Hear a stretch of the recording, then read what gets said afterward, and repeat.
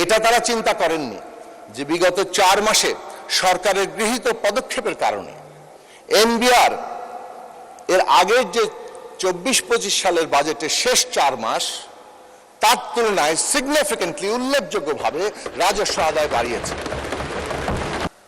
অর্থায়ন নিয়ে সবার যে উদ্বেগ সেটা অস্বাভাবিক নয়, কিন্তু এই অর্থায়নে যে 6,95,000 কোটি টাকা আমাদের রাজস্ব আদায়ের লক্ষ্যমাত্রা ঠিক করা হয়েছে, বর্তমান যে পারফরমেন্স এনবিআর এর সেটা দিয়ে সবাই আশঙ্কা করছেন এই টাকা উঠবে না।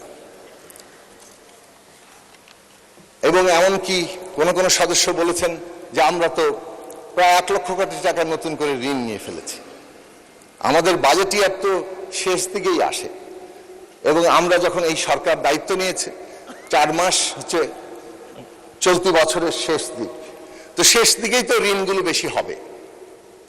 এই ঋণের নিয়ে চিন্তা করার চাইতে এটা তারা চিন্তা করেননি যে বিগত 4 মাসে সরকারের গৃহীত পদক্ষেপের কারণে এনবিআর এর আগের যে 24-25 সালের বাজেটের শেষ 4 মাস তার তুলনায় সিগনিফিকেন্টলি উল্লেখযোগ্যভাবে রাজস্ব আদায় বাড়িয়েছে। মাননীয় অর্থমন্ত্রী তার বক্তৃতায় এর হিসেব সহ হাজির করবেন আশা করি। আমরা কি কি পদক্ষেপ নিয়েছি? বাংলাদেশে কর জালিয়াতি, কর রেয়াত দেওয়া, কর ফাঁকি দেওয়া, এইসব কারণে আমাদের প্রয়োজনীয় রেভিনিউ আসে না।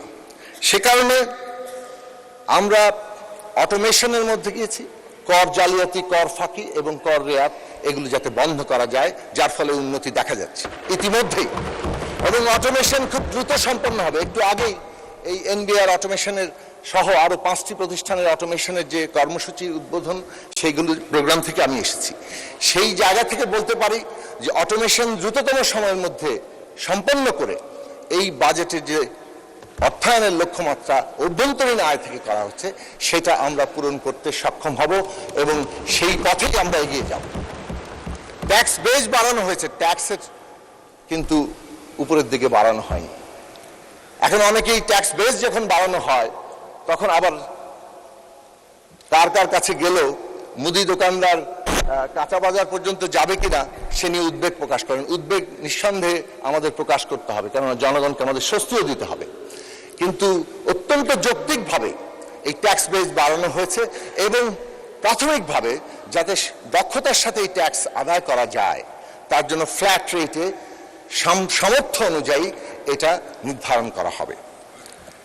এবং সবশেষে যেটা বলবো যে এনবিআর রাজস্ব আদায়ের ক্ষেত্রে নীতি নির্ধারণ এবং বাস্তবায়ন দুটোকে আলাদা করে নীতি নির্ধারণকে পুরোপুরি আমলাতন্ত্র মুক্ত করে এই বিষয়ক বিশেষজ্ঞদের নিয়ে এই নীতি নির্ধারণী জায়গা তৈরি হবে। কারণ বাংলাদেশে রাজস্ব আদায়ের অন্যতম সংকটের উৎস হচ্ছে এই রাজস্ব নীতির জায়গা। 3টা গুরুত্বপূর্ণ নীতিগত জায়গা নেওয়ার কারণে এইটা আমরা স্পষ্ট করে বলতে পারি এবং রাজস্ব ফাঁকি, রাজস্ব এই যে রেয়াত দেওয়া, এই সমস্ত কিছু বন্ধ করার দৃঢ় উদ্যোগের কারণে আমরা স্পষ্ট করে বলতে পারি যে এই অর্থ বছরে, আগামী অর্থ বছরে আমরা যে লক্ষ্যমাত্রা ঠিক করেছি সেই লক্ষ্যমাত্রা অর্জিত হবে।